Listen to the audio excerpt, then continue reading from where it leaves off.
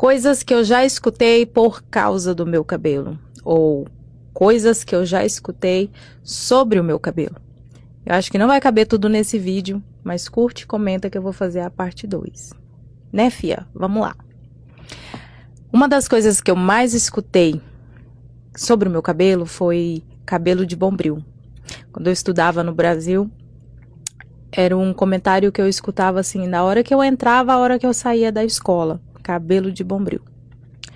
Outra coisa que eu escutei muito, cabelo esponja de aço. Seguidos dos comentários do tipo, me dá um pedaço do seu cabelo para eu levar para minha mãe arear as panelas. Ai, a esponja de aço da minha mãe acabou. Vou cortar um pedaço do seu cabelo para levar, porque minha mãe nem dinheiro não tem para comprar. Já tá com o seu cabelo aqui, eu vou levar. Enfim. Esse e muitos outros